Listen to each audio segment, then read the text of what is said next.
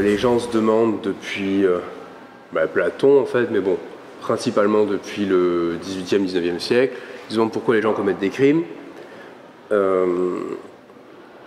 Et au final, la question de savoir pourquoi les gens commettent des crimes, donc la question des criminologues, etc., c'est pas une question qui est tellement intéressante, dans le sens où si on a une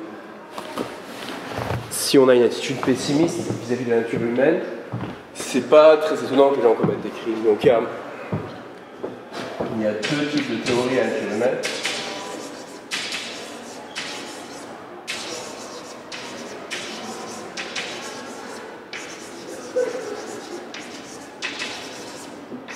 On appelle les théories optimistes.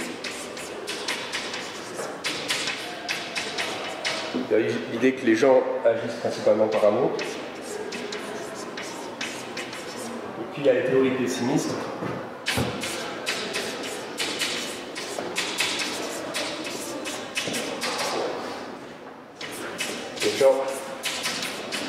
Les gens agissent principalement par peur. Et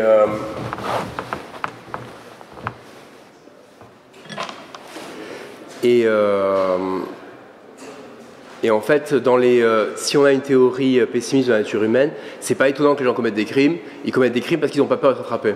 Voilà. C'est ça qui motive les gens à commettre des crimes. Donc du coup, la question principale de la criminologie, pourquoi les gens commettent des délits, elle n'est pas particulièrement intéressante pour quelqu'un qui penche de ce côté-là, sachant que les grands exemples de ça, c'est Machiavel. Dans Le Prince, Machiavel se pose cette question-là, c'est le premier à poser cette question-là dans ces termes. Il pose des questions au prince, il demande au prince, en gros, la question qu'il présente au prince, c'est de dire, voilà, si tu dois choisir ta ligne d'action, est-ce qu'il vaut mieux que tu crois que les gens agissent par amour du prince, ou est-ce que tu crois que les gens agissent par peur? Il va répondre qu'à partir des exemples historiques, il vaut mieux que le prince soit craint plutôt qu'il soit aimé. Et la raison étant en fait assez simple, c'est une raison en fait assez logique, c'est que comme la survie est une condition préalable à toute action, c'est-à-dire que je ne peux pas agir si je ne suis pas vivant, à ce moment-là, me soucier de ma propre survie, c'est la première chose dont je dois me soucier. Même si je veux agir par amour, je dois être vivant pour agir par amour, à moins que mon action soit de me sacrifier. Et à part cette action-là, à part l'action du martyr, d'accord, à part cette action-là, toutes les autres actions, elles nécessitent ma survie en préalable. Et donc du coup, on doit logiquement agir par peur avant d'agir par amour. Ça, c'est l'argument principal de la théorie pessimiste de la nature humaine. Et c'est un argument qui est particulièrement développé par Schopenhauer, qui est le grand penseur pessimiste. Et Schopenhauer en fait, notamment dans le fondement de la morale, vous vous rappelez, on a parlé de ce livre, va notamment dans le fondement de la morale développer une longue théorie pessimiste de la morale, en expliquant en gros, pour lui, la plupart des actions humaines sont principalement motivées par l'égoïsme, et lorsqu'elles ont l'air altruistes, elles sont altruistes parce que soit l'agent est en attente d'une récompense, soit l'agent a peur d'une punition. D'accord ? Que ce soit une récompense ou une punition dans ce monde, ou une récompense ou une punition dans un autre monde. Ça, c'est les théories pessimistes de la nature humaine. Et ces théories, en fait, elles suffisent à expliquer pourquoi les gens commettent des crimes. Et donc, du coup, à partir de là, en fait, il n'y a pas besoin de cours de criminologie. Vous voyez ? Il y a besoin de comprendre pourquoi les gens tuent, pourquoi les gens volent. Les gens tuent, les gens volent parce qu'ils n'ont pas peur d'être attrapés. Voilà. Parce qu'ils n'ont pas peur des punitions, parce qu'ils ne sont pas intéressés par les récompenses. Bon. Donc, jusque-là, un cours de criminologie classique, on pourrait l'arrêter à l'exposition de ces théories-là. La raison pour laquelle la question des crimes contre soi est particulièrement intéressante, c'est que le crime contre soi, vous n'arrivez pas à y répondre simplement par l'exposition de ces théories-là. Voilà. Que vous ayez une vision optimiste ou une vision pessimiste de l'homme, vous ne pouvez pas comprendre pourquoi les gens se font du mal. Vous voyez ? Et donc du coup, il va falloir développer le truc et arriver à comprendre pourquoi est-ce que si les gens agissent par amour d'eux-mêmes, ils peuvent quand même se faire du mal. Si les gens agissent par amour des autres, ils peuvent quand même se faire du mal. Si les gens agissent par peur d'eux-mêmes ou par peur des autres, ils peuvent se faire du mal. Voilà. Et donc du coup, c'est ça la question qu'on va se poser aujourd'hui. Ça vous va? Ouais. Alors, le problème en fait commence avec le début de la philosophie. C'est Aristote en fait qui coince un peu tout le monde. Aristote pose le principe que les gens sont motivés par leur propre bonheur. C'est le principe de l'action égoïste. Les gens sont motivés par leur propre bonheur, par la recherche de leur bonheur, et que c'est comme ça qu'il faut comprendre toute l'action humaine. Le bonheur, c'est la fin, et tout le reste de ce qu'on met en place sont les moyens. Et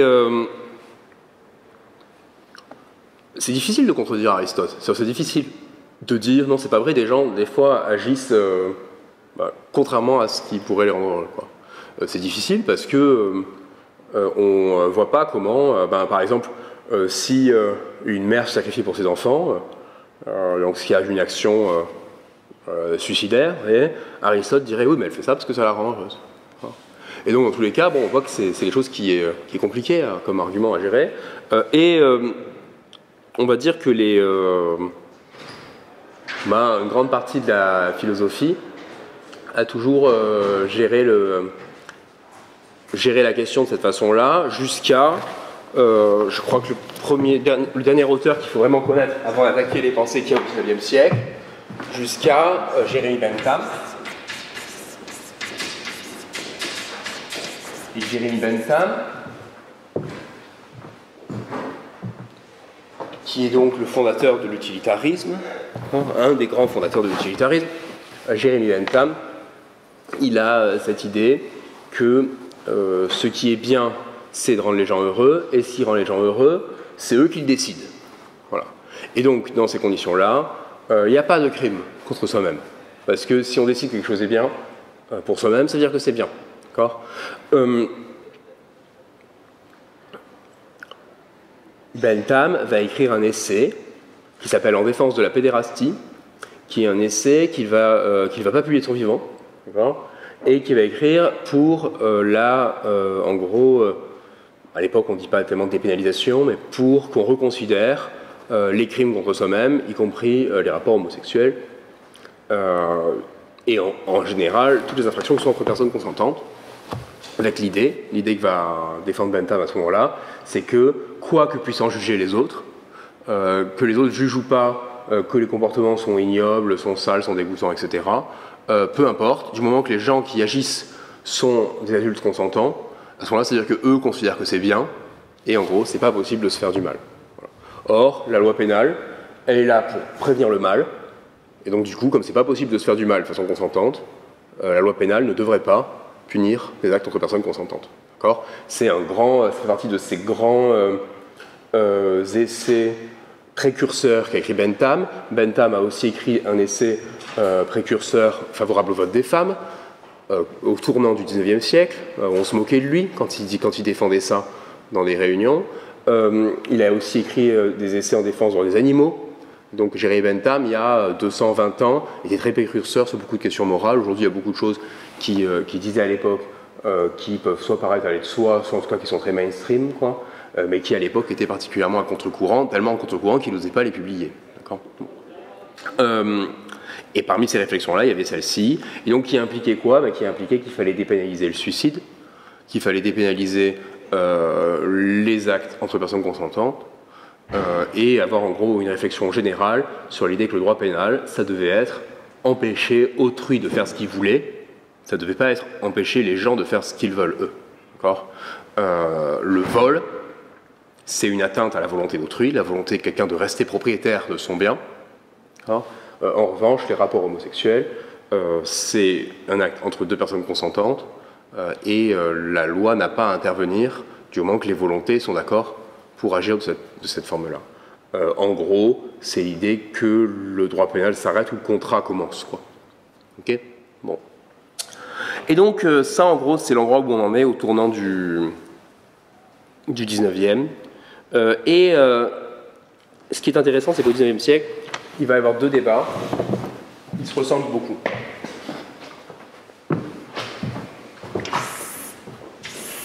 Un débat que vous connaissez, qui est celui relatif à la naissance de la criminologie, et puis un débat, que vous connaissez sans doute moins, qui est celui relatif à la suicidologie.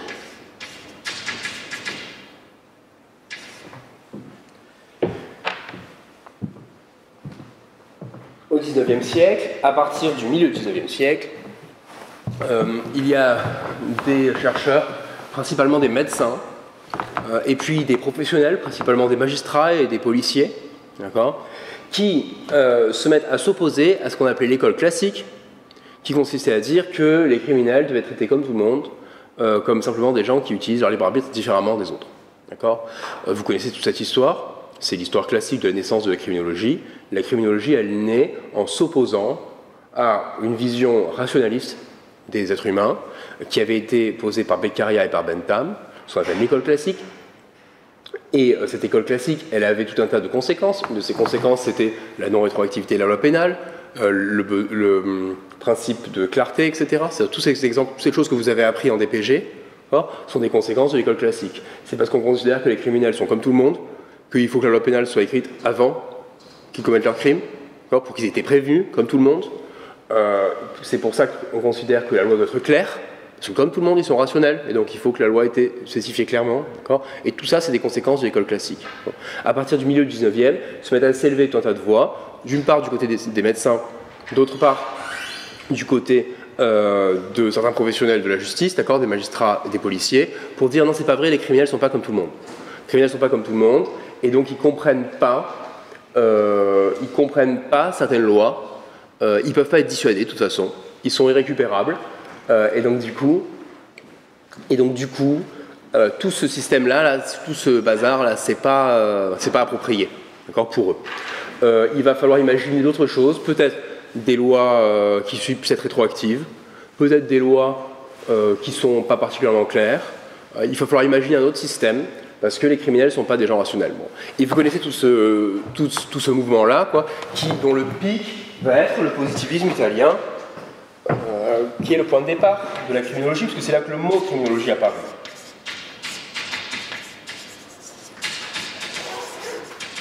Et donc tout le monde connaît ça, l'émergence de ce mouvement contre, en fait, une vision rationaliste des criminels. Bon. Et bien en fait, du côté de la question des crimes contre soi-même, se passe la même chose.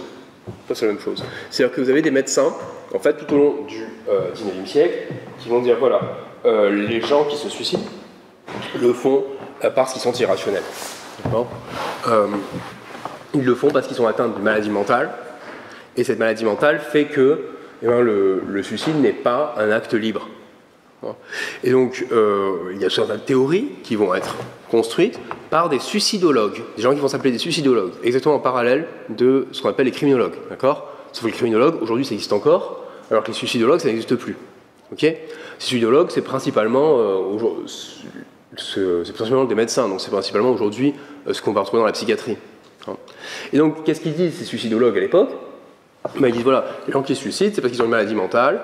Et alors, ça peut être plusieurs genres de maladies mentales, et à l'époque, ce qu'on va décrire en gros comme deux grandes catégories, on va dire soit ce sont des gens qui sont neurasthéniques, ce qui va être l'équivalent de, on dirait, la dépression ou la bipolarité, aujourd'hui. Donc, soit c'est des gens qui sont neurasthéniques,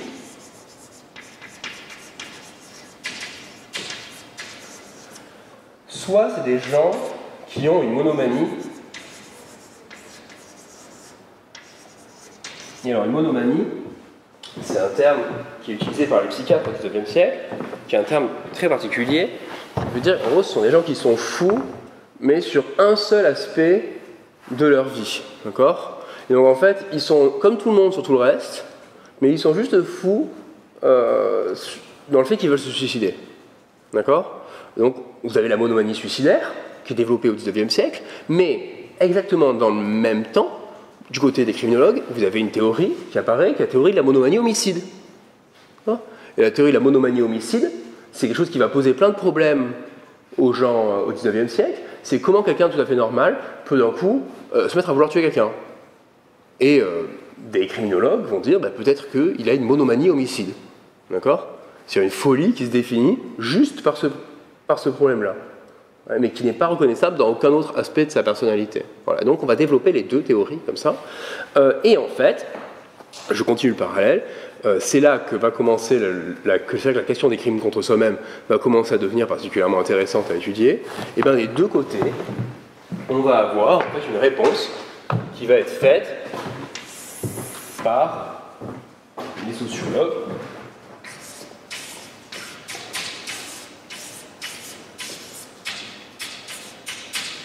qui va répondre en fait, les criminels sont pas fous, les gens qui se suicident sont pas fous, sont simplement des gens qui sont dans des espaces sociaux, dans des tissus sociaux différents.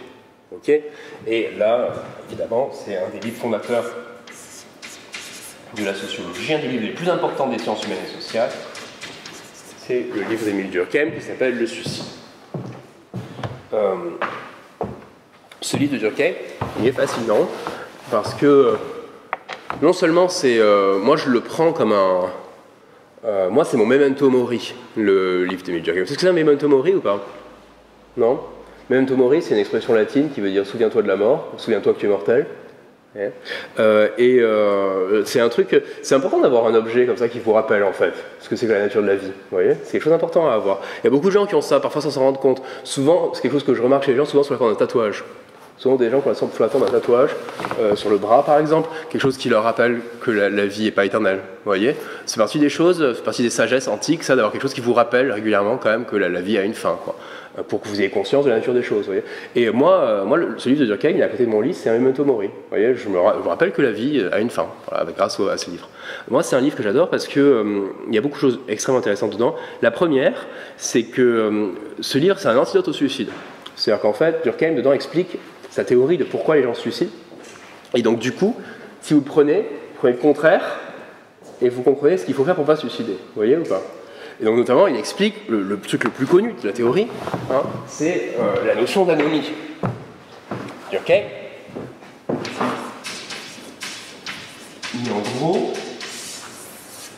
en gros, si on regarde les statistiques de suicide, ce dont on se rend compte, c'est que les vieux se suicident plus que les jeunes, les hommes se suicident plus que les femmes, les gens qui ont les enfants se suicident moins que les gens qui n'ont pas d'enfants, les célibataires se suicident plus que les gens qui sont mariés, les gens qui vont à l'église se suicident moins que les gens qui ne vont pas à l'église, les gens qui ont un travail se suicident moins que les gens qui sont au chômage, etc., etc. Et au final, qu'est-ce que ça veut dire tout ça?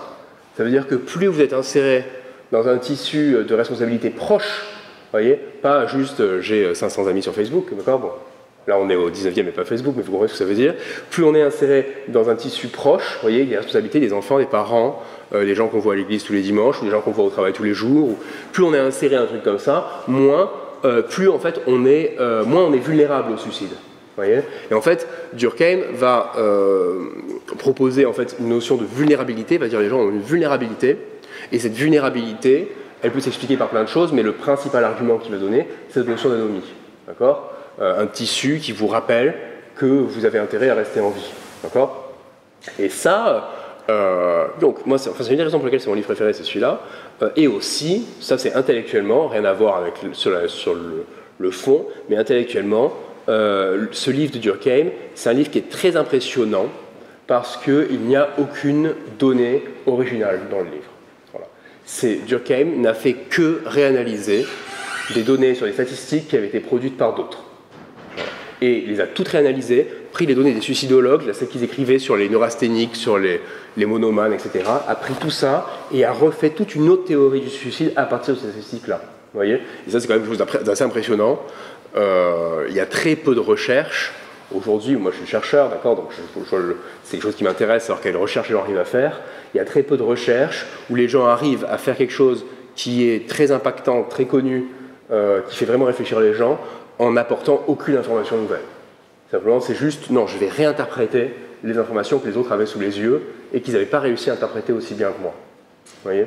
Donc c'est vraiment un livre aussi très impressionnant pour ça. Moi, c'est un livre que je conseille à tout le monde, mais jusque-là, j'ai pas eu beaucoup de succès. Je crois que j'ai eu 2 étudiants qui ont vraiment aimé, mais la plupart des étudiants à qui j'ai conseillé de lire ce livre, ça les a fait chier, pour plusieurs raisons. Un, il y a beaucoup de chiffres, donc c'est vrai que parfois en droit, on est un peu allergique aux chiffres. Et 2, Durkheim, c'est quand même parfois un peu gonflant à lire. C'est-à-dire qu'il est très, très, comment dire,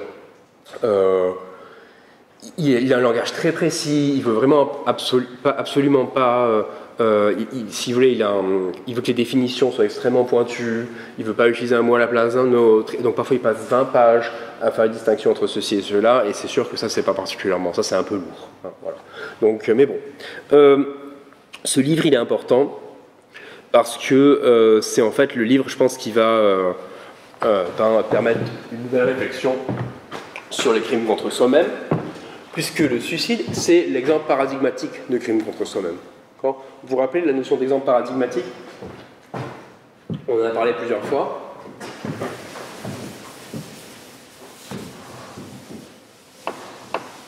La notion d'exemple paradigmatique, c'est une notion qui est très importante lorsqu'on veut réfléchir à une question. Parce que, parfois,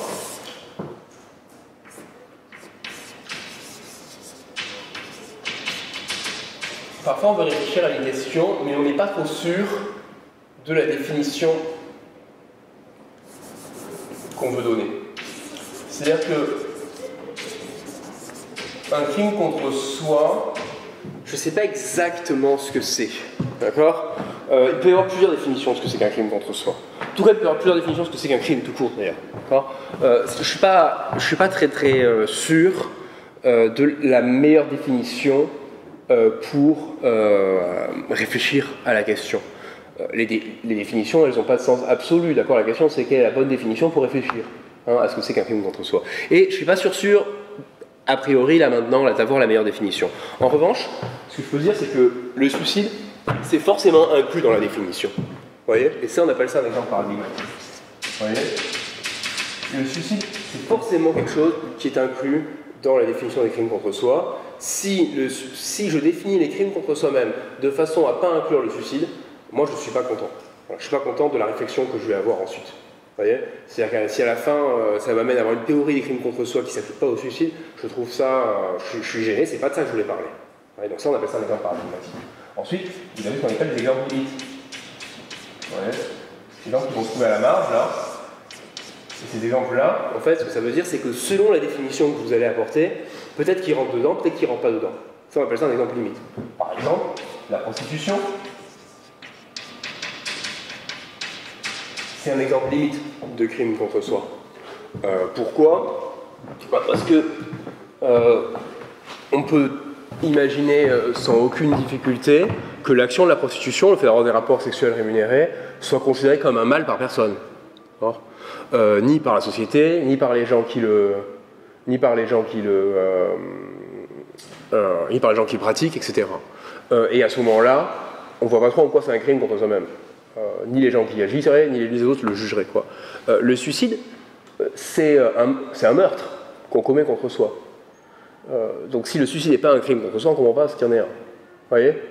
La prostitution, c'est un rapport sexuel, ce qui normalement n'est pas un crime, auquel on rajoute des rémunérations. On comprend que selon la définition, on peut considérer que c'est un crime contre soi-même ou pas, mais que cet exemple est limite. Vous voyez? Ce que ça veut dire là, ça veut dire que si je veux construire une théorie du crime contre soi, il vaut mieux que je commence par réfléchir à faire une théorie du suicide plutôt que faire une théorie de la prostitution. Vous voyez ou pas? C'est à ça que sert cette notion. Donc, partant de là,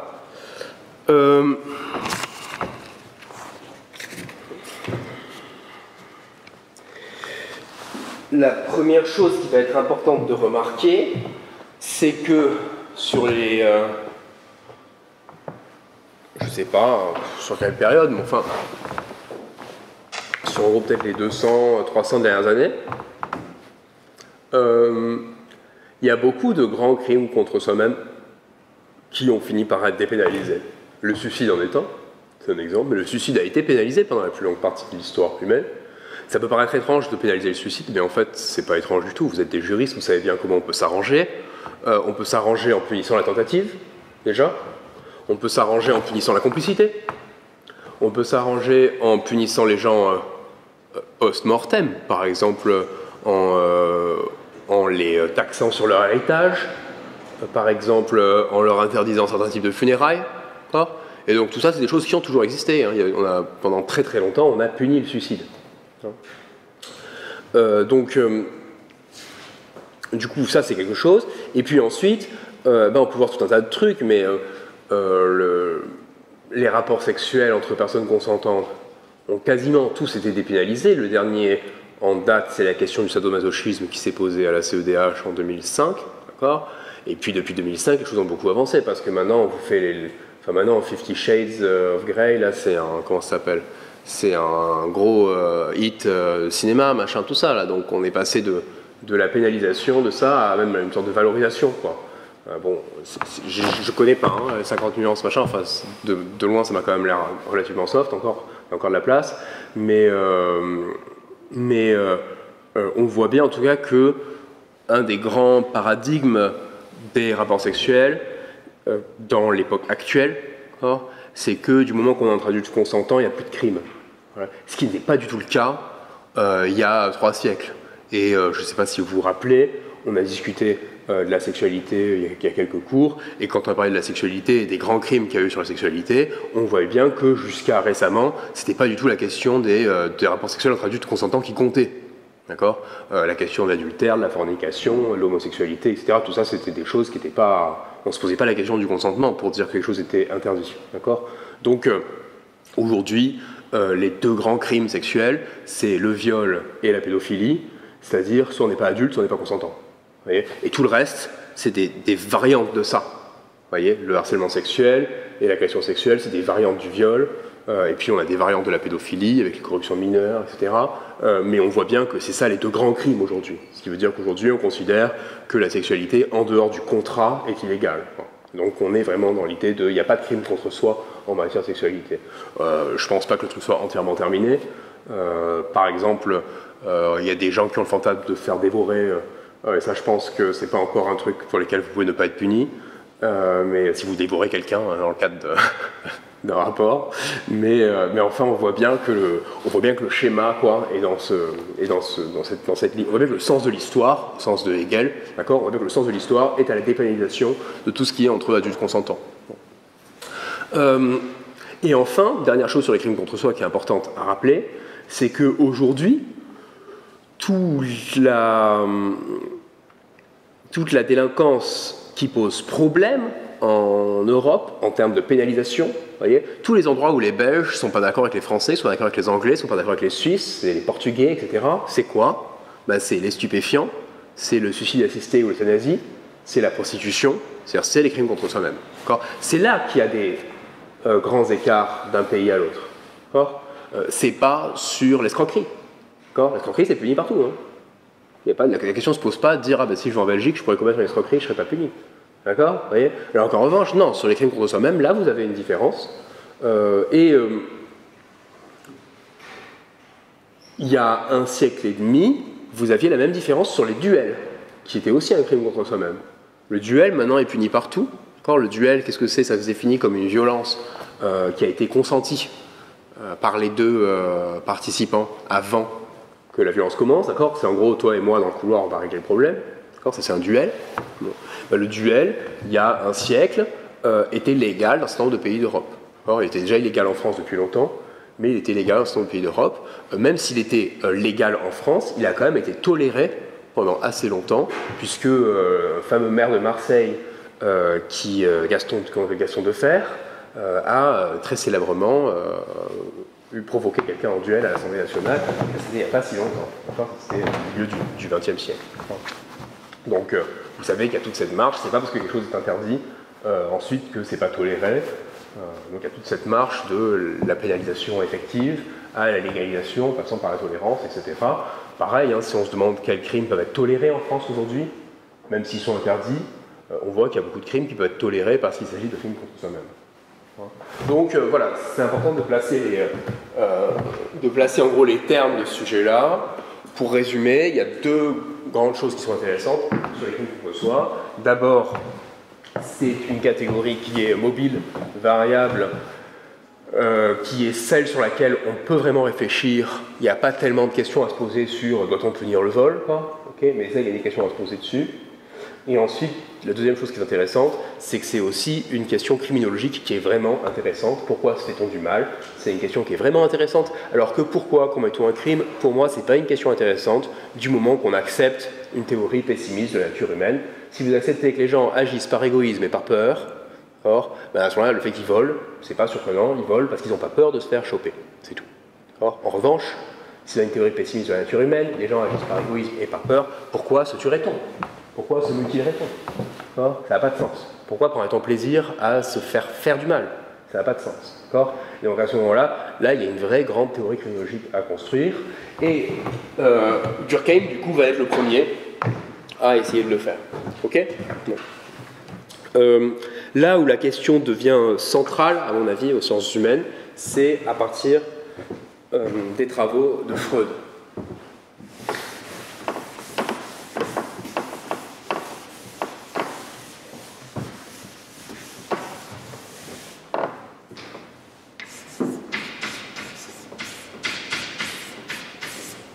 Freud va faire de ce qu'il appelle le problème économique du masochisme, va en faire une des questions principales pour arriver à comprendre la nature humaine. Parce que Freud va poser cette question, qui est quand même une question à laquelle quelqu'un qui s'intéresse aux êtres humains doit forcément répondre, c'est pourquoi des gens demandent volontairement qu'on leur fasse du mal. D'accord? Donc il va commencer par s'intéresser au masochisme sexuel, mais comme vous savez chez Freud, de toute façon tout est sexuel, et donc il va se dire en réalité, ça va même plus loin que juste le masochisme sexuel. De façon générale, des fois, les gens demandent qu'on leur fasse du mal. Et ça, c'est un vrai problème pour comprendre ce qu'est la nature humaine. Si vous comprenez pas, si vous n'êtes pas capable de répondre à ces questions-là, vous ne savez pas ce que c'est qu'un être humain. Vous voyez? Donc Freud va du coup poser la question comme ça, il va suggérer que c'est seulement par son approche à lui, c'est-à-dire l'idée que, au-delà de la conscience, qui est la partie immergée de l'iceberg, ça c'est l'eau, ça c'est l'iceberg, au-delà de la conscience, de la conscience que j'ai de moi-même, notamment de la conscience que j'ai de mes désirs, de pourquoi je veux faire les choses, il y a un moi inconscient, une volonté et des connaissances, des souvenirs que j'ai en moi, mais dont je n'ai pas conscience. Et c'est seulement parce que j'ai en fait une personnalité qui est coupée en deux que je peux comprendre pourquoi je peux consciemment vouloir me faire du mal. D'accord? C'est parce qu'inconsciemment, j'essaye de faire quelque chose et je ne sais pas ce que c'est. Et pour arriver à cette fin, j'ai besoin de me faire du mal. Ouais? En fait, Freud va résoudre le problème d'Aristote. Aristote dit les gens veulent en gros se faire du bien. Et donc à ce moment-là, le fait de se faire du mal, c'est pas possible. D'accord? Freud va résoudre le problème d'Aristote en disant non, mais c'est pas un problème ça. Parce qu'en fait, il y a plusieurs personnes à l'intérieur de vous. Et il y a une de ces personnes qui essaie de faire du mal à une autre. Voyez? Et donc, on n'a plus un paradoxe, on n'a plus une contradiction avec des gens qui se font du mal. On a des gens qui ont en fait une personnalité structurée, divisée en plusieurs volontés, et il y a une de ces volontés qui veut faire du mal à l'autre. Donc à ce moment-là, il n'y a plus de problème, il n'y a plus de contradiction.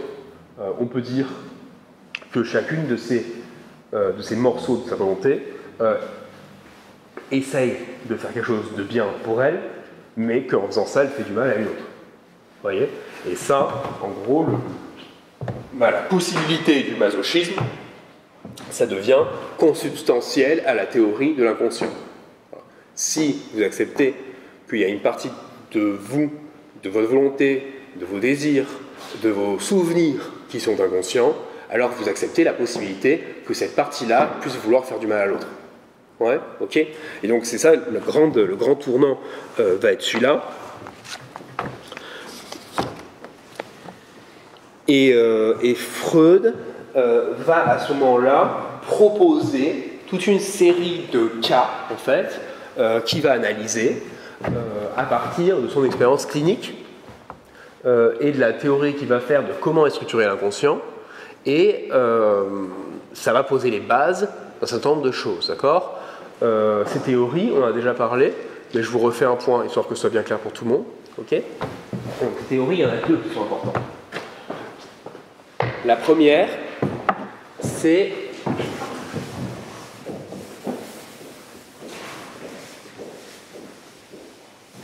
la structure de la personne en trois parties. D'abord, un moi conscient, ensuite, le petit démon qu'on va appeler le ça, et ensuite, un petit ange, mais un petit ange bien débile, qu'on va appeler le surmoi. Vous connaissez toute cette image hein, dans les dessins animés, dans le processus d'apprendre la décision, il y a le petit ange sur une épaule, le petit démon sur l'autre. C'est en gros ça, d'accord, la théorie de l'inconscient chez Freud, c'est en gros ça, si ce n'est que l'ange est aussi con que le démon. D'accord ? C'est ça un truc qu'il faut se rappeler. Parce que souvent quand on vous montre l'image, c'est le démon il vous dit vas-y fais une bêtise, alors que l'ange il vous dit vas-y fais ce qu'il y a de bien. D'accord ? Mais c'est pas ça la théorie freudienne. La théorie freudienne c'est que les deux, il n'y a que le moi qui est rationnel.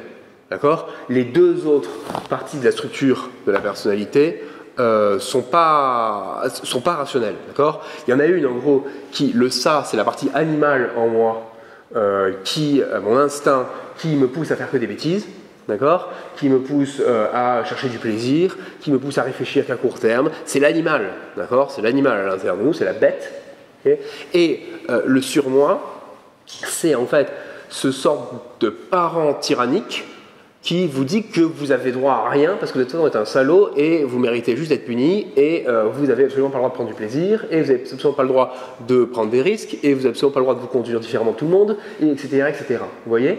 Et donc, l'être humain, pour Freud, serait tiraillé entre ces deux forces-là. Et devrait en fait, en permanence, résister à la tension, au conflit qu'il y a entre ces deux forces-là. Et du coup, dans son comportement, eh ben, on voit apparaître un certain nombre d'adaptations, un certain nombre de choses qu'il ne contrôle pas, qui sont le résultat de cette petite guerre qu'on a à l'intérieur de la tête. Vous voyez ? On peut imaginer, ça c'est un petit ange, je ne sais pas s'il est bien réussi. Mieux, on peut imaginer déjà à ce stade-là, d'accord ? On peut imaginer que le surmoi, parce qu'il n'est pas content de comment se comporte le moi, lui demande de se punir. Vous voyez ? Et ça va être une des premières propositions que va faire Freud sur le masochisme, en disant peut-être que le masochisme, des fois, c'est le surmoi qui dit ah oui, tu as fait ça, tu n'avais pas le droit, bam, punis-toi. Vous voyez ? Et donc du coup, la réponse à pourquoi se fait-on du mal, pour Freud, ça va être, c'est pas qu'on se fait du mal, hein, c'est qu'il y a une partie de nous qui fait du mal à l'autre parce qu'elle n'est pas contente de comment l'autre s'est comporté. D'accord ? Inversement, peut-être que ça, cet animal bestial, destructeur, etc., va de temps en temps vous faire des grosses bêtises pour assouvir une pulsion très forte. Par exemple, une pulsion de mort. Une pulsion de destruction. Et ça encore, Freud va dire, la réponse à pourquoi se fait-on du mal, c'est pas on se fait du mal consciemment. C'est cette partie-là de nous, cette sorte de bête déchaînée qui n'est pas prête à la civilisation, qui vit un malaise dans la civilisation, qui est l'un des livres les plus connus de Freud, d'accord ? La bête en nous étant dans un malaise, elle n'est pas faite, le corps humain n'a pas été fait pour vivre de façon civilisée comme ça. Et donc cette bête en cage, des fois, pète un plomb et nous fait faire une connerie, nous fait avoir une conduite destructrice, et c'est pas que nous, consciemment, on se fait du mal, c'est que c'est la bête qui n'est pas adaptée à toutes les contraintes qu'on lui place autour d'elle. Vous voyez, qui est une idée, ça c'est une idée qui a été largement inspirée de Nietzsche. Nietzsche, dans ses écrits sur la morale, avait beaucoup construit cette idée-là, cette idée que l'être humain, la constitution de l'être humain n'a pas été faite pour la vie en société. Et donc du coup, on a cette bête en nous qu'on passe notre vie à devoir apprivoiser, et à devoir contenir. Voilà. Donc ça va être la première genre d'explication.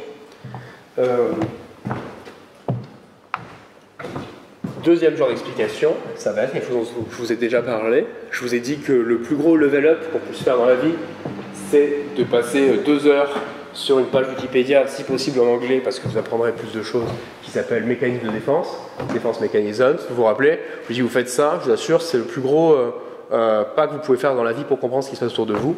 D'accord ?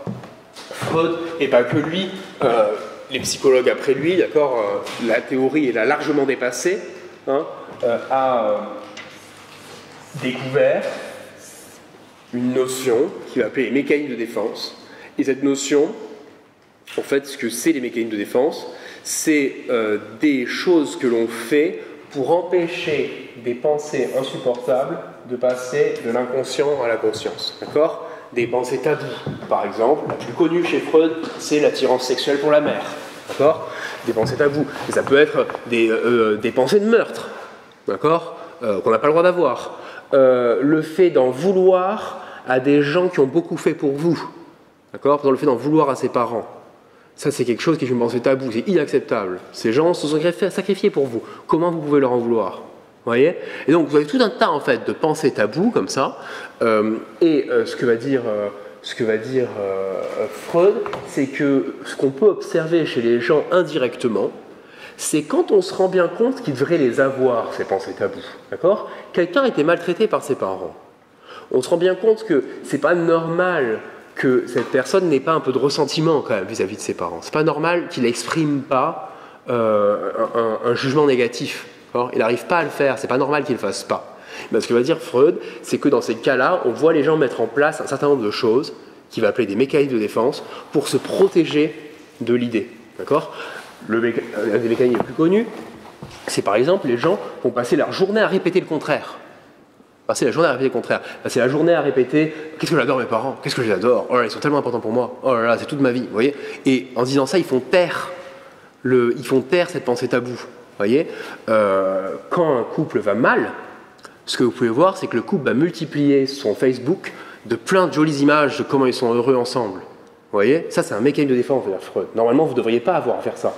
Si vous faites ça tout le temps, si vous passez toute la journée à mettre plein de photos d'à quel point vous êtes heureux ensemble, peut-être que c'est un mécanisme de défense pour vous faire taire l'idée, parce que comme ça, la façon dont votre conscience réagit, elle vous ment à vous-même, et elle vous fait vous dire, si j'ai toutes ces belles photos où on est ensemble, c'est forcément qu'on est heureux ensemble. Donc c'est pas vrai cette pensée taboue là qui est en train de monter, c'est pas vrai. Et cette pensée que je peux pas accepter parce qu'elle me fait peur par exemple, ou parce qu'elle me semble immorale. Vous voyez ? Donc ça, c'est un des mécanismes les plus connus. Dernier exemple de celui-là, un des exemples les plus connus aussi, c'est l'homosexuel homophobe. D'accord ? Quelqu'un qui vit très très mal son homosexualité peut avoir une réaction qui est de passer son temps à dire du mal des homosexuels. D'accord ? Oh, les PD ceci, les PD cela, vous voyez ? Et c'est bizarre pour quelqu'un de tellement avoir besoin de dire du mal des homosexuels. Vous voyez ? Quel est le problème ? En quoi ça lui pose problème ? Vous voyez ? Freud va dire, c'est l'exemple classique, c'est de mécanisme de défense. C'est quelqu'un ne supporte pas ses pensées homosexuelles, et du coup, une des façons de les taire, c'est de se convaincre que lui n'est absolument pas homosexuel, sinon il ne pourrait pas les détester à ce point. Vous voyez ? Et donc du coup, ça crée un bug comme ça, qui tait la notion. Bon. Donc, si vous prenez le temps de faire ça, ce que je vous assure est vraiment un très bon conseil dans la vie, il y a quand même beaucoup de gens qui refoulent, on appelle ça refouler, d'accord ? Faire redescendre ces pensées-là. Il y a quand même beaucoup de gens qui refoulent beaucoup de choses. Si vous avez du mal à comprendre comment les autres gens réagissent, ça c'est quand même un truc vraiment pas mal pour arriver à comprendre un certain nombre de choses. Vous verrez, une fois qu'on les a, on comprend pas mal de trucs que les gens n'osent pas s'avouer sur eux-mêmes. Donc vous pouvez voir toute la liste de ces mécanismes-là. Un des mécanismes, par exemple, connu aussi, c'est le déplacement. Le déplacement, c'est en gros vous êtes en colère contre quelqu'un, mais vous ne pouvez pas l'accepter, du coup vous mettez en colère contre quelqu'un d'autre. Et donc c'est le mec qui rentre à la maison, qui est en colère contre son patron, mais il n'arrive pas à s'opposer à son patron, du coup il gueule sur sa femme. Sa femme n'arrive pas à gueuler sur son mari, du coup elle gueule sur ses enfants. Vous voyez ? Et ça, c'est un mécanisme de défense classique. Vous avez de la colère à faire sentir, vous n'êtes pas capable de la diriger vers la bonne personne, du coup vous la déplacez.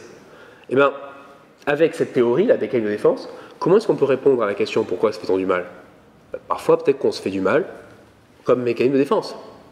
C'est-à-dire qu'on se fait du mal pour empêcher une pensée insupportable d'arriver. Vous voyez, imaginez que vous soyez injustement accusé de quelque chose, d'accord? Et vous savez que c'est quelque chose dont, au fond, vous pensez que vous avez fait quelque chose qui n'est pas mal, d'accord? Mais l'idée qu'il va falloir s'opposer à la personne qui vous a condamné, l'idée qu'il va falloir s'opposer à la personne qui vous a jugé, est une idée insupportable. C'est insupportable, ça va être trop dur, ça vous fait culpabiliser, vous avez peur du conflit, peur de la confrontation. Eh bien, une façon de gérer ça, c'est de se punir. Vous vous punissez, vous donnez raison à la personne qui vous a injustement accusé, et vous faites taire tout ce conflit qu'il y avait en vous, de dire c'est pas vrai, en fait j'étais innocent.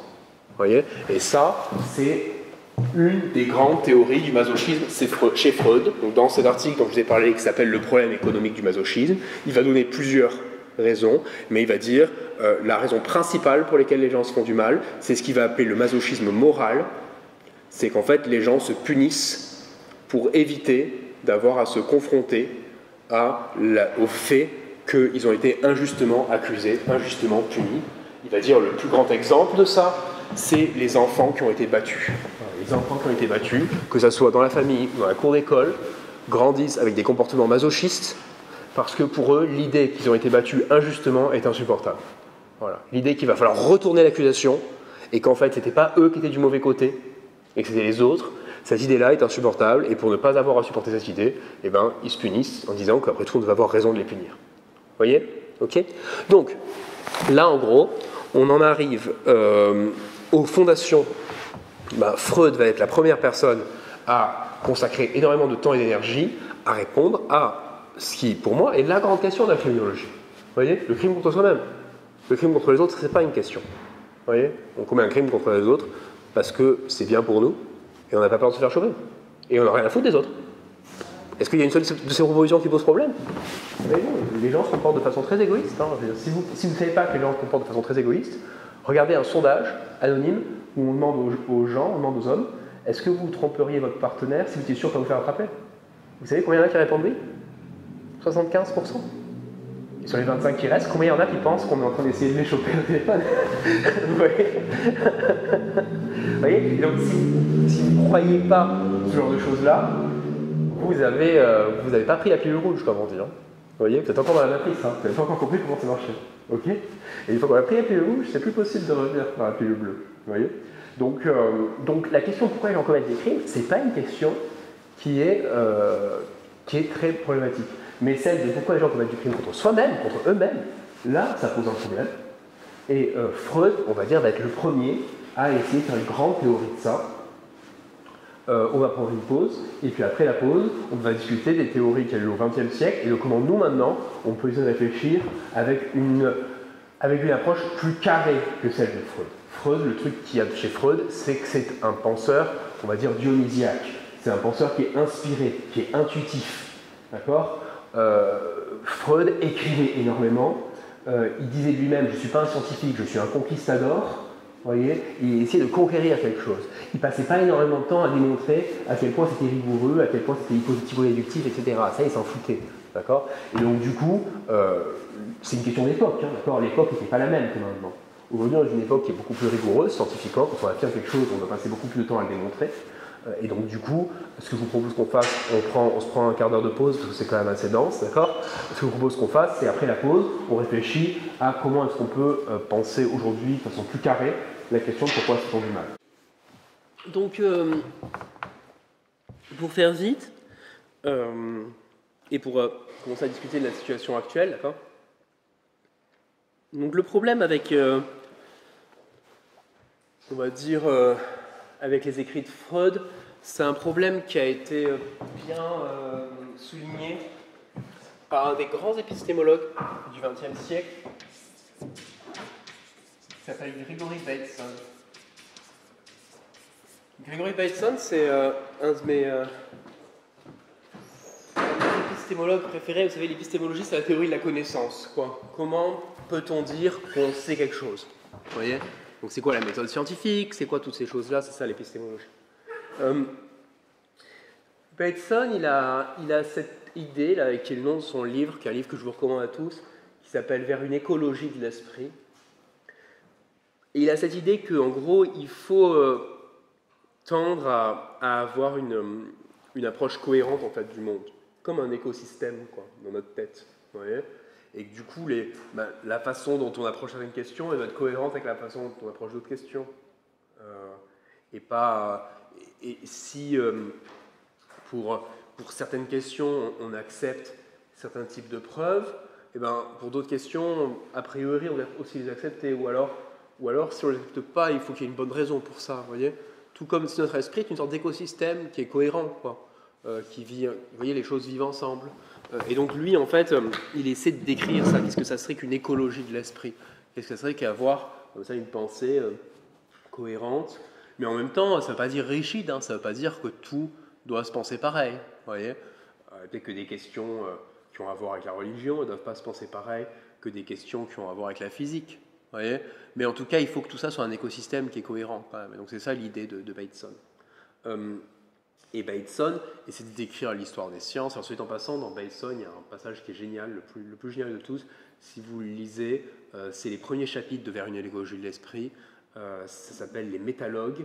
Et c'est des discussions avec sa fille qui doit avoir 7 ou 8 ans. Et sa fille lui pose des questions d'enfant, un peu comme le petit prince, vous voyez. Il pose des questions d'enfant. Et lui répond en philosophe des sciences. Vous voyez, et donc il lui fait comprendre qu'est-ce que tu appelles ceci, qu'est-ce que tu appelles cela, et en fonction de ce que tu appelles ceci, ça ne voudra pas dire la même chose. Vous voyez, c'est tout le truc. Et là, c'est des très jolis textes, ça, les métalogues de Gregory Bateson. Et donc, Gregory Bateson, donc, il écrit au milieu du XXe siècle, et il va avoir une remarque sur Freud qui m'a beaucoup marqué, je trouve qu'elle est très intelligente. C'est, il dit, Freud, c'est typique de ces moments, en fait, où des chercheurs génèrent beaucoup d'hypothèses, génèrent beaucoup de connaissances, et puis ce qu'il faut ensuite, c'est qu'il faut des gens qui n'ont pas le même genre d'état d'esprit que ça. Il faut des gens rigoureux, le genre de scientifiques tatillons, qui vont tester les différents trucs, vont essayer de redéfinir le vocabulaire pour que ça veuille dire quelque chose, et dans quelles circonstances on peut vérifier que c'est vrai, et ça, c'est pas Freud qui pouvait le faire. Et il dit le problème avec la psychanalyse, c'est qu'il a fallu vraiment très très longtemps pour que les gens commencent à faire ça. Parce qu'il y a une sorte de culte un peu religieux autour de Freud qui était une personnalité tellement charismatique, j'imagine, et tellement impressionnante, ça faisait quelque chose de rencontrer Freud dans sa vie, vous voyez. Et donc du coup, les gens avaient tendance juste à gober ce qu'il disait sans se demander, ok, ça a l'air intéressant, comment je fais pour tester si c'est vrai ou faux, vous voyez, ce qui est plutôt ça l'attitude qu'on doit avoir dans le monde de la recherche. Donc du coup, il prend la psychanalyse comme exemple, comme ça, de choses qu'il faut arriver à reprendre et à réanalyser dans des termes plus carrés, plus testables, etc. Et je vous dis ça parce que, en gros, si on revient toujours sur le problème du masochisme, on se rend compte qu'il va se passer deux choses au XXe siècle à partir des années 70-80. Il y a deux choses. La première chose, c'est que les deux vont dans le même sens, d'ailleurs, soit en passant. Les deux vont consister à dire que le masochisme n'existe pas en tant que le fait de se faire du mal, c'est quelque chose qui n'existe pas. D'accord ? Et ça, c'est un mouvement qui va apparaître dans les années 70-80. Et vous allez voir comment ce mouvement s'argumente et comment on va pouvoir essayer de le réintégrer avec les théories psychanalytiques. Okay ? Et donc, ce mouvement, il a deux formes. La première forme, c'est les débats qu'il y a eu dans les années 80 autour du DSM. Wow.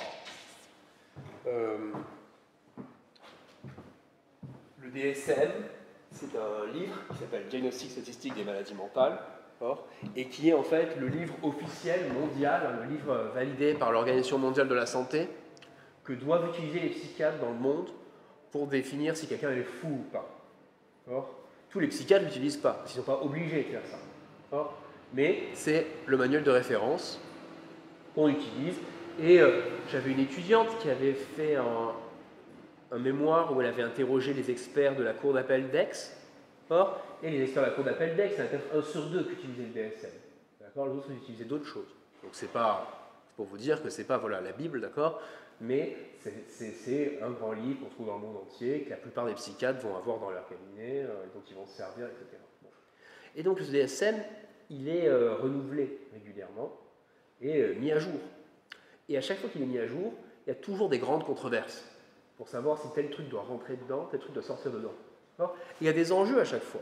C'est-à-dire que si vous dites que le transsexualisme, par exemple, c'est une folie, ben, c'est un enjeu qui est très important, parce que ça veut dire que quand quelqu'un vient vous voir et vous dire voilà, j'ai le corps d'un homme et je me sens une femme, vous vous dites ah, vous êtes fou, il faut vous soigner pour que vous vous sentiez un homme à nouveau.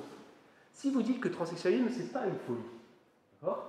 Quelqu'un vient vous voir, même situation, vous dites je suis un corps d'un homme et je me sens une femme, à ce moment-là, vous dites très bien, on va essayer de gérer ça pour que ça vous fasse souffrir le moins possible. Peut-être qu'on va vous opérer, peut-être qu'on va ceci, cela. Et donc vous voyez, l'enjeu est très lourd, de dire qu'il y a quelque chose d'une folie ou pas. Dans la dernière version du DSM, si vous avez suivi, c'était un peu plus léger que ce dont on va parler aujourd'hui, mais dans la dernière version du DSM, il y a eu un débat comme ça autour de l'addiction aux jeux vidéo. Et il me semble, je n'ai pas suivi, mais il me semble que c'est rentré dans le DSM, l'addiction aux jeux vidéo, si j'ai bien suivi. Donc il y a eu un débat avec moitié des psys qui étaient pour, moitié des psys qui étaient contre, et ils sont engueulés parce que pareil, il y a un enjeu. Si vous acceptez que le fait de passer 12 heures par jour sur League of Legends, je ne suis plus depuis, il y a d'autres trucs depuis, c'est une maladie, vous voyez, à ce moment-là, ça a des significations, ça a des conséquences. Voilà, vous pourrez être remboursé par la Sécu. Donc ça a des conséquences. Donc ça, c'était l'enjeu de cette année, du DSM 5. Pour le DSM 3, il y a eu plusieurs enjeux, mais un de ces enjeux, c'était de savoir s'il fallait intégrer dans le DSM 3 un trouble de la personnalité autodestructrice,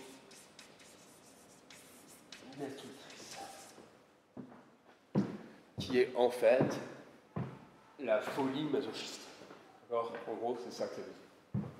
Est-ce qu'il faut reconnaître qu'il y a des gens, et donc ça c'était soutenu par les psychanalystes, d'accord ? Est-ce qu'il faut reconnaître qu'il y a des gens dont les conflits internes, les conflits de type mécanisme de défense, de type le ça, le surmoi, machin, ont un développement tel que ça les conduit à avoir des attitudes autodestructrices, des attitudes de masochistes, de se faire du mal.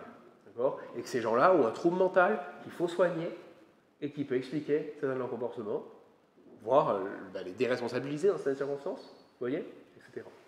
Alors, qu'est-ce que ça veut être ? Qu'est-ce que ça va être le trouble mental de la personnalité autodestructrice ?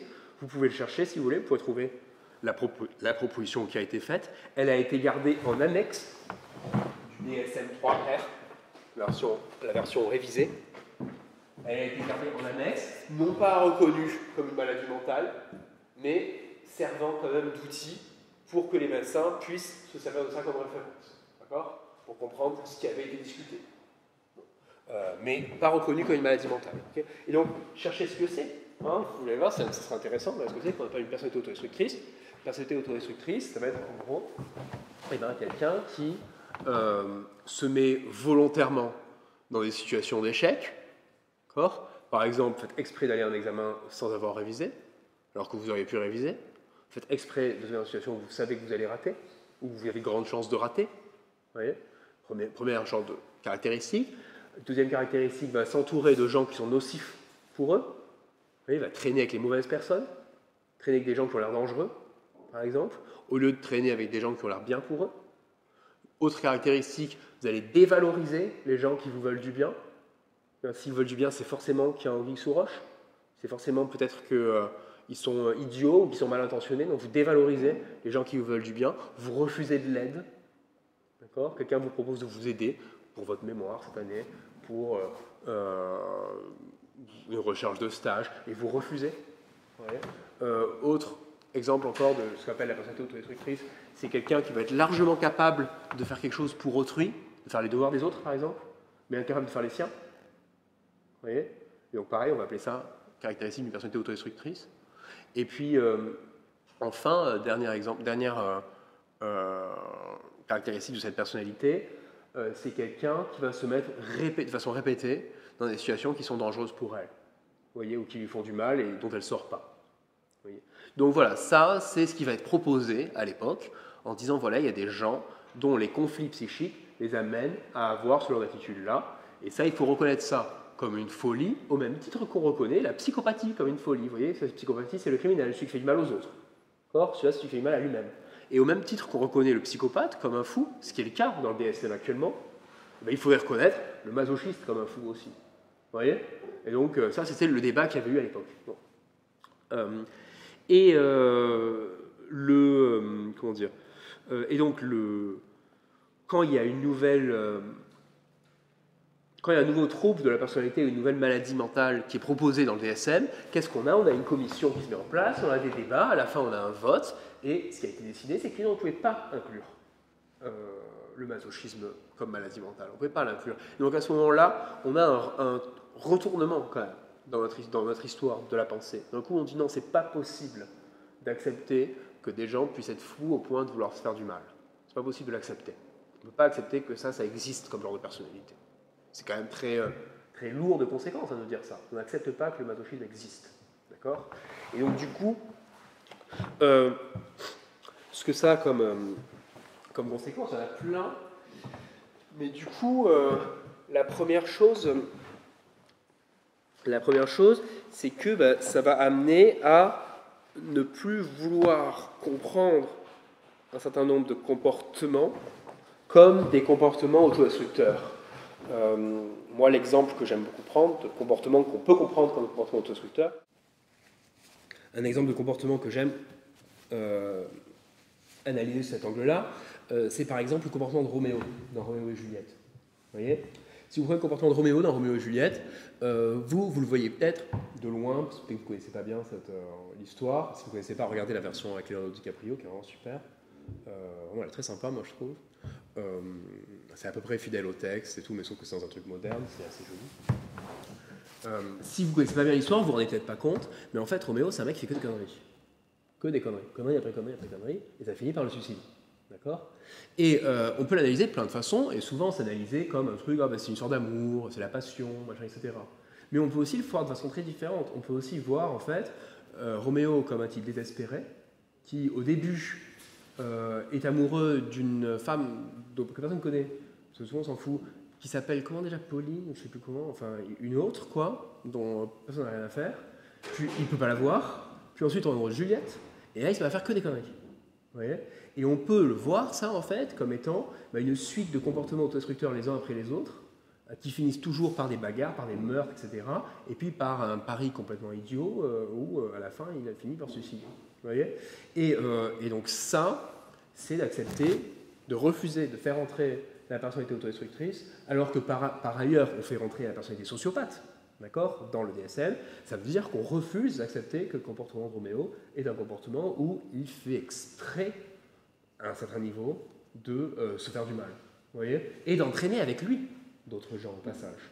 Parce que le criminel contre lui-même, au passage, commet aussi des crimes contre les autres. Hein. Dans son autodestruction, il entraîne d'autres personnes avec lui. Bon. Donc il y avait un enjeu qui était important à ça.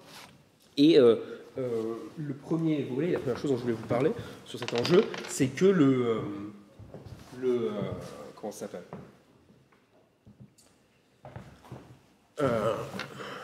c'est que du coup, le fait de refuser qu'il y a un trouble mental à vouloir se faire du mal, c'est un certain nombre de conséquences.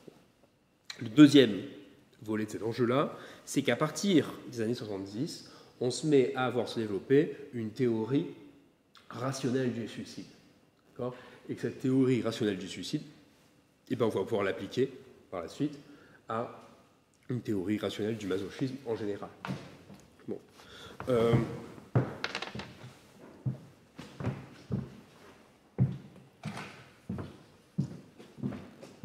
Les théories rationnelles du suicide, elles ont été développées par beaucoup de personnes.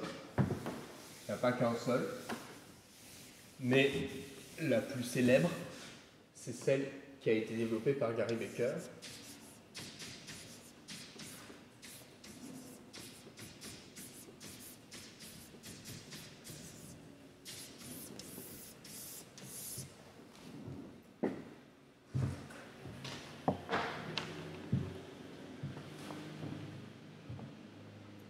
Et pour la petite histoire, Gary Becker, vous connaissez par ailleurs, on a parlé de lui plusieurs fois, non?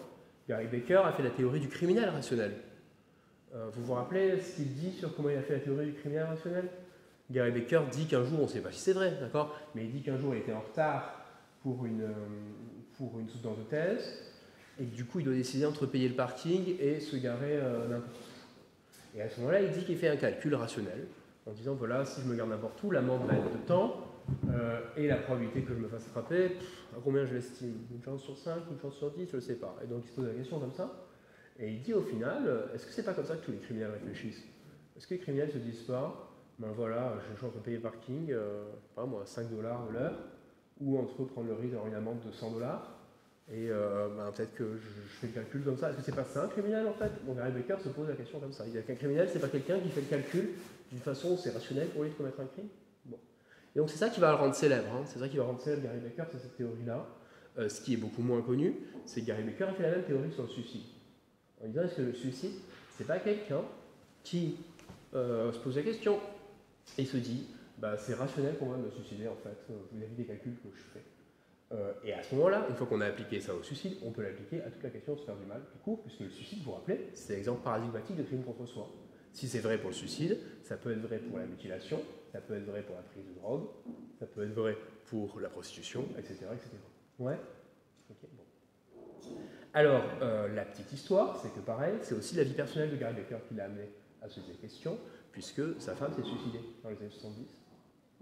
Et qu'en gros, si on veut aller jusqu'au bout, le fait pour Gary Becker d'être le fondateur d'une théorie rationnelle du suicide va être sa façon de prouver au monde entier que sa femme n'était pas folle. Vous voyez? C'est en gros ça qu'il va faire. Voilà. Il va montrer que les gens qui se suicident font un calcul rationnel, et donc il ne faut pas dire que sa femme était tarée. Vous voyez? Donc en gros, voilà la théorie qu'il va proposer. Et ensuite, je vous propose de partir de cette théorie pour réfléchir à comment on peut analyser de façon carrée maintenant la question de pourquoi se fait-on du mal. Ok? Donc en gros, voilà ce que va dire Gary Becker.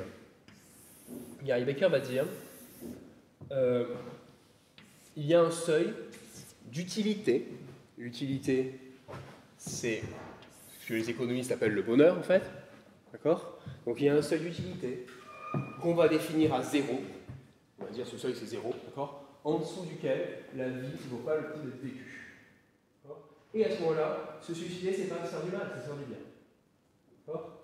Parce que le mal causé est inférieur au mal subi si on reste en vie. D'accord? Il va reprendre les mots de Schopenhauer.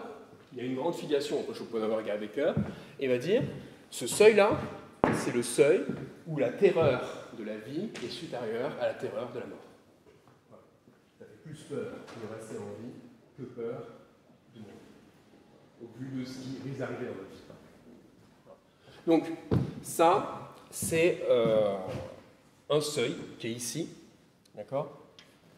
Et donc, Gary Becker va dire par convention, disons que si l'utilité de ma vie, l'utilité de ce qui me reste à vivre, est inférieure à 0, c'est rationnel pour moi de me suicider. Ok? Ensuite, deuxième chose, il va dire, cette utilité, ce bonheur-là, d'où vient-il? Qu'est-ce qui me rend heureux? Eh bien, ce qui me rend heureux, c'est une série de choses que les économistes appellent les revenus. D'accord? Les revenus, c'est pas seulement l'argent, mais d'abord l'argent. D'abord l'argent. Les gens sont plus heureux quand ils ont plus d'argent. Jusqu'à un certain stade. D'abord, il y a l'argent. Mais il n'y a pas que l'argent. Il y a aussi l'estime de soi-même, l'honneur, l'amour, tout un tas de choses, des revenus, des choses qui me reviennent, quoi, qui doivent me rendre heureux ou pas.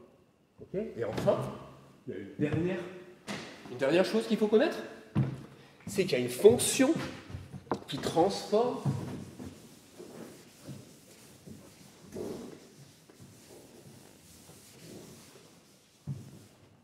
fonction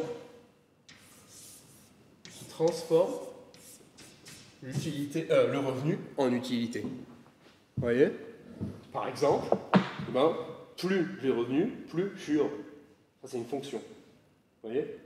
Revenu égale utilité, c'est moi, égale 2 fois le revenu, par exemple. Vous voyez? Vous imaginez une fonction comme ça. L'utilité égale 2 fois le revenu. À chaque fois que mon revenu augmente, mon bonheur augmente en double. Vous voyez? L'utilité égale 2 fois le revenu, moins 1000, par exemple. Vous voyez? Tant que j'ai moins de 500 de revenus, 500 fois 2 égale 1000, et ben, mon utilité est en dessous de 0. Et donc, je devrais me tuer. Vous voyez ou pas? Ouais? Donc c'est ça, en fait, les 3 éléments qu'il faut connaître pour réfléchir à une théorie rationnelle du suicide. D'abord, l'utilité, c'est-à-dire le bonheur, en fixant un seuil en deçà duquel la vie ne faut pas être vécue. Okay. Ensuite, les revenus, ce qui nourrit mon bonheur. Et ensuite, la fonction qui transforme les revenus en utilité. Ok. Bon. Point suivant. Becker va dire, cette fonction, elle est forcément concave. C'est-à-dire que, forcément elle va avoir cette forme-là, où plus j'ai de revenus, plus je suis heureux, jusqu'à un certain stade. D'accord. Il y a un moment où d'avoir plus d'argent, plus d'estime de soi, plus d'amour, plus de... ça ne va pas me rendre plus heureux. D'accord. Donc il y a un moment où c'est très important au début, entre passer de vivre à la rue à avoir un appartement, là je gagne beaucoup. D'accord. Ensuite, entre avoir un appartement et 2 appartements, je gagne un peu, 3, 4, donc au bout d'un moment d'avoir 12 appartements, c'est pas ça qui va me rendre plus heureux. Vous voyez. Donc cette fonction est forcément concave. Et on peut imaginer ça pour tout. D'avoir une estime de soi vraiment dégueulasse, et de passer de ça à une estime de soi correcte, ça m'apporte beaucoup de bonheur. Ensuite, une estime de soi correcte et une très bonne estime de soi, ça apporte encore plus de bonheur. Mais gagner encore à ce niveau-là, c'est pas dit que ça apporte grand-chose. D'accord. Et donc cette fonction, va dire Gary Becker, elle est forcément concave. Ok. Bon. Et donc, du coup, Becker va dire, voilà, la différence entre les différentes personnes, elle est...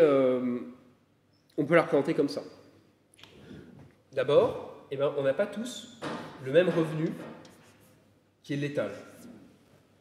On n'a pas tous le même revenu en dessous duquel notre utilité est égale à 0. D'accord. Il y a des gens qui peuvent avoir besoin de pas grand-chose pour être satisfaits d'eux-mêmes, et d'autres qui ont besoin de beaucoup de choses pour être satisfaits d'eux-mêmes. Et ça change d'une personne à l'autre. Pour X raisons. D'accord. Selon votre éducation, selon d'où vous partez, selon ce qu'on vous a dit qu'on attendait de vous. Vous voyez, le revenu, l'étal que vous avez n'est pas forcément le même. Ouais. Peut-être que vous avez besoin d'une estime de vous extrêmement élevée pour trouver que la vie vaut la peine d'être vécue. Vous voyez. Peut-être que vous ne pouvez pas supporter d'être déclassé. Vous savez ce que c'est le déclassement? C'est quand vos parents appartiennent à une classe sociale et vous appartenez à une classe sociale inférieure. Vous voyez. Vos parents sont de la haute bourgeoisie, vous donnez middle class. Pour plein de gens, être middle class, c'est très bien. Vous voyez. Mais pour des gens qui ont eu l'habitude de grandir dans une face, etc., pour eux, c'est quelque chose qui est beaucoup plus difficile à vivre. Ça, on appelle ça le déclassement. Le déclassement, c'est connu pour quelque chose de très douloureux.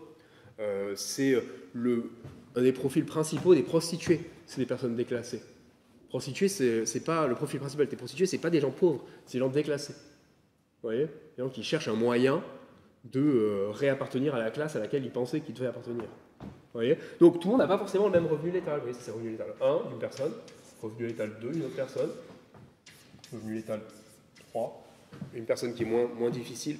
Donc ça va être le niveau de satisfaction de soi-même. Bon. Et ensuite, autre chose qui va changer, la forme de la fonction ne va pas être la même pour tout le monde. D'accord. Il y a des gens où elle peut monter très vite, d'autres où elle peut monter plus doucement. Vous voyez. Chose comme ça. Ouais. D'accord. Bon. Gary Becker va dire, à partir de cette information-là, on peut comprendre pourquoi les gens peuvent rationnellement se faire du mal. D'accord. Et voilà, en fait, les 2 raisons, ou les 3 raisons, excusez-moi, qu'on peut donner. La première raison, c'est que les gens peuvent se faire du mal, simplement parce que ce qu'ils essayent de faire, en fait, c'est de prendre un pari. C'est-à-dire que quelqu'un est ici, là, au niveau de ses revenus, d'accord? Et disons que c'est lui, là, ça lui apporte cette utilité-là. Lui, ça lui apporte cette utilité-là. Et lui, ça lui apporte une utilité de 0. D'accord? Chacune de ces personnes, donc on a 3 personnes, chacune de ces personnes peut avoir intérêt à prendre un risque dans sa vie. D'accord. Et ce risque, c'est pile ou face, si vous voulez. Soit il échoue, et à ce moment-là, il va perdre des revenus. Prenons le truc le plus simple, jouer à la roulette, d'accord, hein. Soit il échoue, il va perdre des revenus, et ça va l'amener là. D'accord. soit il réussit, il va gagner des revenus, et ça va l'amener là. Ok. Si c'est la première personne, revenu létal 1, d'accord, il était heureux ici. D'accord. S'il gagne, il va arriver ici. Il va beaucoup gagner. Vous voyez. S'il perd, il va arriver ici, dans la zone suicidogène, dans la zone où la vie ne vaut plus la peine d'être vécue. Donc pour lui, c'est un très mauvais pari de faire ça. Vous voyez. Parce qu'il risque en fait sa vie pour être 2 fois plus heureux. Vous voyez. C'est pas forcément un bon pari. Bon.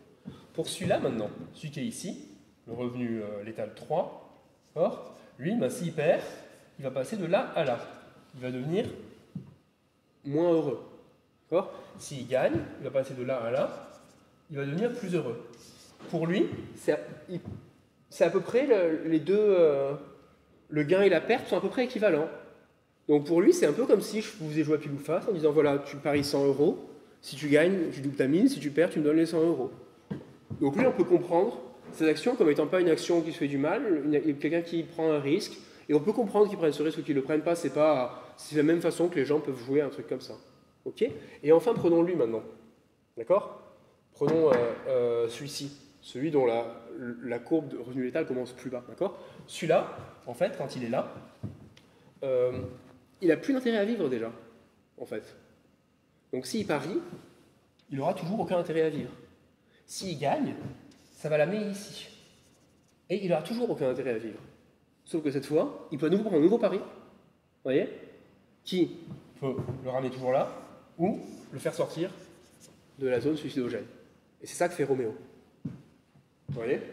C'est comme ça qu'on peut analyser ce que fait Roméo. C'est-à-dire ce que fait Roméo, c'est que Roméo n'a pas envie de vivre, il n'arrête pas de prendre des paris à la con, en espérant que, à force de prendre des paris à la con, il y en a un qui va le faire sortir de la zone suicidogène en lui donnant l'amour de Juliette. Vous voyez, et à ce moment-là, c'est fini, il a gagné, il est sorti, et il peut arrêter de prendre des risques à la con. Vous voyez ou pas? Mais dans cette analyse-là, ce que va dire Gary Becker, c'est que les gens ne se font pas de mal. Vous croyez que les gens se font du mal, mais ils ne se font pas de mal. Ce que les gens font, c'est qu'ils prennent des risques, parce qu'ils analysent rationnellement que c'est comme ça qu'ils veulent vivre leur vie. Vous voyez? Et ce n'est pas à vous de décider qu'ils devraient être heureux avec les revenus qu'ils ont. Vous voyez, Roméo devrait être heureux d'être un Montaigu dans une bonne famille, etc. Non, c'est pas à vous de décider ça. Vous voyez, lui, il décide que la vie ne vaut pas le coup d'être vécue, et il décide de se faire du mal, en réalité de prendre des risques, pour sortir de cette zone-là. Vous voyez. Et donc ça va être le premier argument qui va être donné par Gary Becker pour sa théorie rationnelle du suicide, ce qui est en fait une théorie qu'on peut maintenant appliquer en général et que lui va appliquer en général, d'accord, à une théorie des crimes contre soi qu'on va analyser non pas comme crime contre soi, mais comme prise de risque de se faire du mal. Vous voyez. Et Gary Becker va dire, mais réfléchissons maintenant au nombre de situations qui sont comme ça, et où on a l'impression que les gens se font du mal, mais en réalité c'est pas ça qu'ils font. D'accord. Les gens qui prennent des drogues ou qui se prostituent. Peut-être que, sur le coup, ces gens-là vont avoir l'impression qu'ils se font du mal et que les conséquences de ce qui leur arrive veulent dire qu'ils se sont fait du mal. Mais moi, je n'analyse pas ça comme ça. Moi, j'analyse ça comme des gens qui étaient dans une zone où, pour eux, ils ont estimé que ça valait le coup de prendre ces risques-là. Vous voyez? Parce que ça pouvait les faire sortir de ça. Et c'est pas à vous de juger que c'était les mauvaises décisions à prendre, parce que vous n'êtes pas dans cette zone-là. Vous n'avez pas la même fonction, vous n'avez pas le même point, donc vous ne savez pas ce que c'est. Vous voyez. Vous pensez qu'ils sont fous, mais vous ne savez pas ce que c'est qu'ils ressentent. Et si vous étiez dans le même comportement, et dans la même situation, et vous auriez peut-être le même genre de comportement rationnel, parce qu'après tout, c'est rationnel d'essayer de se sortir de sa merde en prenant des paris. Vous voyez. Et il peut y avoir des gens pour qui ça peut être rationnel de jouer à la roulette russe. Voilà, parce que imaginez, on vous propose 1 million d'euros et vous avez un barillet avec une balle, donc vous avez une chance sur 6 de mourir, mais si vous gagnez 1 million d'euros, et pour la plupart d'entre vous, je pense que c'est pas rationnel de faire ça. Il vaut mieux continuer à vivre votre vie. Mais il y a peut-être des gens pour qui 1 million d'euros, c'est la seule façon de sortir de la zone où la vie ne vaut plus la peine d'être vécue, et à ce moment-là, pour eux, c'est rationnel de faire ça. Vous voyez. Et Gary Becker va dire, après tout, toute la vie, c'est ça. Toute la vie, c'est de prendre des risques. Dès que vous sortez de chez vous, prenez des risques. Dès que vous parlez à quelqu'un, vous prenez un risque. Dès que vous montez dans le bus, vous prenez un risque. Dès que vous montez dans une voiture, vous prenez un risque. Et donc, vous n'avez pas, il n'y a pas de crime contre soi-même. il y a simplement des comportements qui atteignent un tel niveau de risque que la plupart des gens ne les comprennent pas. Voilà. Mais ils ne les comprennent pas juste parce qu'ils ne savent pas ce que c'est d'être là. Vous voyez ou pas? Ouais. Donc ça va être l'argument de Gary Becker. Et ce qu'on peut lui reconnaître, c'est d'avoir véritablement rendu rigide, rendu rigoureux, vous voyez, ce que Freud appelait le problème du masochisme. Voilà, c'est qu'à ce moment-là, on comprend, de façon rigoureuse, comment est-ce qu'on peut analyser ce problème-là, et on peut faire ce qu'on fait en science en général. On peut faire des prédictions. On peut vérifier si ça marche ou si ça ne marche pas. D'accord? Il y a des prédictions qu'on peut faire avec ce modèle-là. Une des prédictions qu'on peut faire, c'est que les gens qui se suicident, avant de se suicider, ont eu plein de comportements à risque. Vous voyez? Pour essayer de sortir de leur merde. Et ça, c'est une comment ça s'appelle?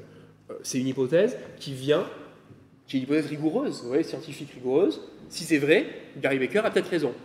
Si c'est faux, à ce moment-là, ça pose un problème sur la théorie. Vous voyez? L'exemple typique, c'est le suicide en prison. Le suicide en prison, qu'est-ce que c'est? Pourquoi il y a tellement de suicides en prison? Vous savez quand est-ce qu'arrivent les suicides en prison? Au tout début. D'accord? C'est quand les gens rentrent en prison, ils se suicident dans les 15 jours. C'est ça le phénomène le plus banal, le suicide en prison. Gary Becker dirait, ça s'explique très simplement ça. Les gens arrivent en prison parce qu'ils ont pris plein de risques, d'accord? Pour se sortir de leur merde. Et puis une fois qu'ils arrivent en prison, ils vont se dire, bon, c'est foutu, je ne suis pas arrivé. Donc voilà, game over. Vous voyez? Mais ça, c'est un truc qui est bien prédit par la théorie de Gary Becker. Ouais. Donc ça, c'est la première chose. Et puis, une fois qu'on a compris ça, alors à ce moment-là, on peut reprendre de façon plus générale ce cadre de pensée et penser les crimes contre soi-même avec l'hypothèse de départ que les gens ne peuvent pas se faire de mal, en fait, que les gens se font toujours du bien, ils cherchent toujours à se faire du bien, et que si vous jugez qu'ils se font du mal, c'est juste que vous ne comprenez pas leur situation. Et à ce moment-là, à part la prise de risque, on trouve d'autres exemples de ça. Le premier exemple, c'est un exemple que j'avais utilisé quand on avait parlé de violence. Vous vous rappelez, vous avez dit quand on avait parlé de violence, il y a une expression qu'on utilise qui est l'expression « se faire violence ». D'accord ? Vous savez ce que ça veut dire, se faire violence? Ça veut dire se forcer, se lever le matin pour aller en cours, comme vous faites vous. D'accord ? Se forcer à aller faire du sport. Vous voyez ? Se forcer à confronter quelqu'un qu'on n'a pas envie de confronter. Vous voyez, ce genre de choses-là. D'accord ? Et bien ça, on prend le même modèle de masochisme rationnel, entre guillemets, et dire de quoi il s'agit. Il s'agit de gens qui décident de se faire du mal à court terme pour se faire du bien à long terme, ou pour éviter un mal à long terme. D'accord ? Et donc des gens peuvent décider qu'ils veulent souffrir parce qu'ils se représentent que cette souffrance-là, elle va les aider à surmonter des choses plus tard. L'exemple le plus emblématique de ça, l'exemple archétypal de ça, un exemple que j'aime beaucoup, c'est Conan le Barbare. Vous voyez, celui avec Conan le Barbare, qui est ce film avec Schwarzenegger, c'est un film qui a fait connaître Schwarzenegger, d'accord ? Conan le Barbare, c'est en fait comment Schwarzenegger devient Conan le Barbare, devient ce monstre, vous voyez, une sorte de futur roi, etc., du fait des souffrances qu'il a vécues. Et comment ces souffrances, au final, ont été des choses positives pour lui. Vous voyez, parce que sans ça, il ne serait pas devenu Conan le Barbare. Vous voyez ? Et ça, c'est le film finit comme ça, désolé pour le spoiler, c'est pas tellement un film qui se regarde pour le suspense, d'accord ? Il se regarde plus pour la musculature de Schwarzenegger. Ça ne se regarde pas tellement sur le suspense, mais Conan le Barbare est orphelin et ses parents les ont assassinés, et il finit par trouver l'assassin à la fin. Et à la fin, ils sont sur de grandes questions morales où l'assassin lui dit « Mais sans moi, qu'est-ce que tu serais ?» Vous voyez ? Tu ne serais pas devenu ce héros. Vous voyez ? Ça n'empêche pas que Conan il le décapite quand même. Mais parce que justement les choses sont plus compliquées que ça. Vous voyez ? Mais Conan le Barbare, c'est l'exemple d'un des problèmes fondamentaux en fait de la condition humaine. C'est que fait-on du fait que la souffrance peut nous être bénéfique. Vous voyez ? Et alors qu'on définit le mal comme la souffrance, mais que fait-on du fait que le fait de souffrir peut être quelque chose qui, au final, nous rend meilleurs, nous rend plus profonds, nous rend plus forts, etc. Qu'est-ce qu'on fait de ce problème-là ? Et ça, c'est un problème que je pense qu'on n'a jamais réussi à résoudre. C'est un problème qui, je pense, se présente à dans beaucoup de différents aspects de la vie, et qui fait que parfois on peut être conduit à devoir tolérer ou à devoir même vouloir que des gens qu'on aime souffrent, en disant c'est par la souffrance qu'ils seront meilleurs après. Et ça fait partie des gros problèmes, je pense, moraux de l'être humain à gérer, quoi. Vous voyez ?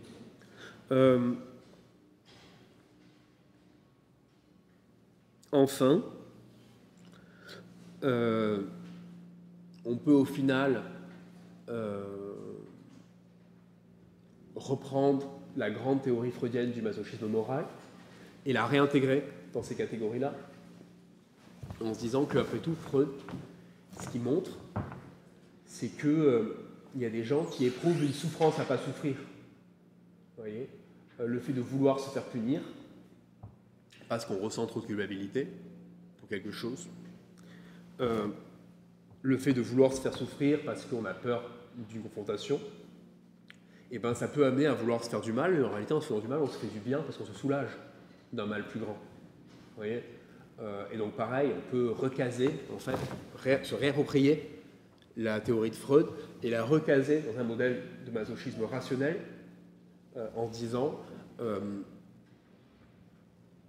encore une fois, les gens qui ont l'air de se faire du mal de l'extérieur, vous ne savez pas, en fait, le genre de souffrance qu'ils traversent intérieurement, et vous ne savez pas dans quelle mesure ils ne sont pas en train, en fait, de se faire du bien parce qu'ils se soulagent en se punissant, en évitant une confrontation, en se faisant du mal pour quelqu'un d'autre peut-être, en faisant du mal pour appeler à l'aide.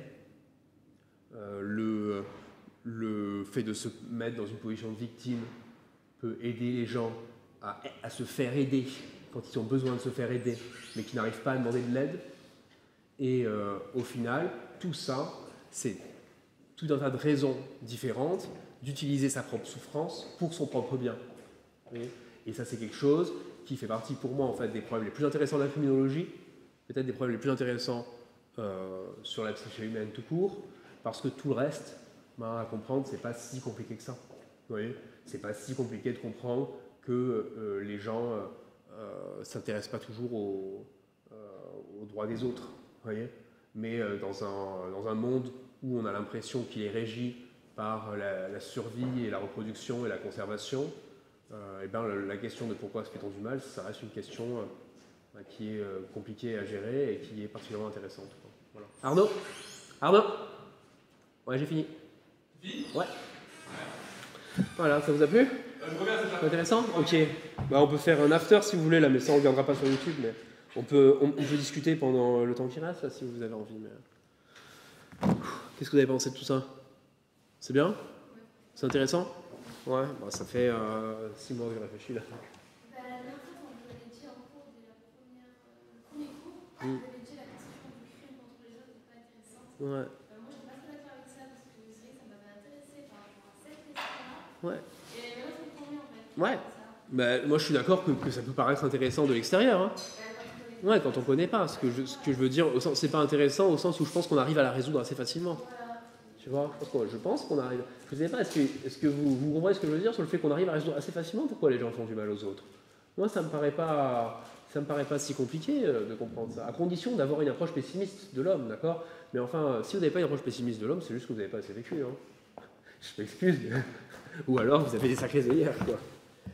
Parce que la vie, c'est une série de déceptions et de, enfin, je veux dire, c'est que ça. De promesses non tenues, de trahisons. Je veux dire, ça sera votre expérience quand vous, si vous l'avez pas encore vécu, c'est juste que vous n'avez pas assez vécu, quoi. Le Père Noël, ça finit vite, quoi. Ça s'arrête vite comme histoire. Justement, ça vaut quoi, en fait, de vivre si c'est que du malheur? Parce que c'est pas que du malheur. Moi, je donne à cette réponse-là. Je me suis posé Ouais. cette question il y a quelques jours. Moi, je me pose la question régulièrement, et quand mon fils me pose la question aussi, parce que mon fils me demande à quoi ça sert de vivre, papa. La réponse à laquelle que je donne, moi, c'est la réponse de Orochimaru, moi, tu sais. Voilà, moi, je suis un grand fan de Naruto. Et pour moi, la réponse de Orochimaru, c'est il faut pas attendre quoi que ce soit de la vie, mais si tu continues à vivre, des fois, tu tombes sur des choses qui sont intéressantes, des choses qui sont belles, des choses dont tu as envie de profiter. Et vu que de toute façon, tu n'en as qu'une, ça vaut le coup de rester en vie pour voir ce que ça peut être. Et c'est ce qu'Orochimaru dit quand il rencontre Kimimaro, quand il rencontre cet enfant génial, et d'un coup il décide qu'il va vouloir s'occuper de lui, et il va consacrer, je sais pas, 10 années de sa vie à vouloir s'occuper de lui. Et il dit c'est quelque chose que la vie, des fois tu tombes sur des choses comme ça qui d'un coup tu trouves intéressantes, te passionnent, et même si au final ça n'a peut-être pas de sens, ça vaut le coup d'en profiter tant que c'est là, parce qu'il n'y en a qu'une seule.